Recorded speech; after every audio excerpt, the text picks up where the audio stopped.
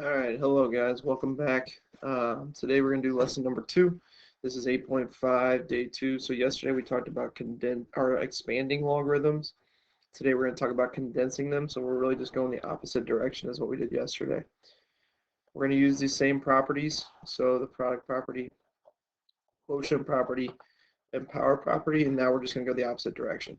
So now we're going to go from having our logs split up, and we're going to condense them down to just one log. So you're going to be done once you have this one log here. So we're now going to go from here, we're using addition, and we're going to condense it together using multiplication. Subtraction we condense using division. And then again, anytime we have this number out front that's being multiplied out front, we're going to move that to a power. And again, that's how we're going to condense. Anytime you have a number out front, it is not condensed. We have to move that to be a power.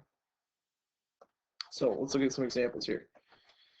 First one here. So as we look at this, we're adding two different logs together. So we want to condense. So we want to move them together. So in order to do that, okay, we're going to multiply. So when we do it, we go from having two different logs. We're going to condense them down to just having one log.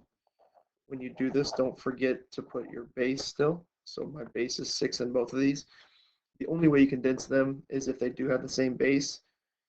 Really, you're not going to get two that are not the same base, but if they don't have the same base, we can't condense them down together. So it's simply going to be whatever is in this log times what is in this log. So we'll have x times z. Okay, so log base 6 xz is our condensed version. We went from having two different logs to just having one log. Over here, anytime again that you have this number out front that you're multiplying, okay, the first step to condensing is we're going to move that back out here as a power.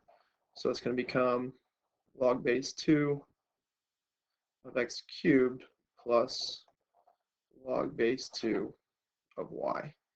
Now when we look at that, we see that it's addition. We condense down through addition by multiplying. So now we're just writing log one time, because when we condense, we're trying to get it down and we're just writing it once. And now we're going to multiply these two together. So we have x cubed. Remember, the cube just goes to the x, not the y. And so y. And so that's our condensed version. Down here, same process. Okay, remember on these, if there's no base here, think about what our base is. Okay, so that's just base 10. We just don't write base 10 there. We just write it as our common log. So same thing.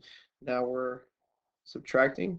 But before I worry about the subtraction, I got to look at this number out front here. And we got to move it over as a power. So I'm leaving my log base 10 of 16 minus log of x squared. Now I'm using my subtraction. So we know that we condense through subtraction by dividing. Whatever is your first one, that is what's going to go on top. Okay, so again, when I condense these down, I'm just writing log one time. So now it's 16 on top divided by x squared on bottom.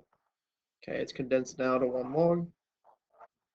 And so there's my final answer.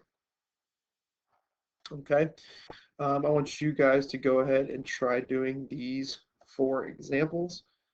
I will pause the video. I want you to pause the video, try these 4 problems, and then I will unpause my side and put the answers on the board. Okay, so go ahead and try these.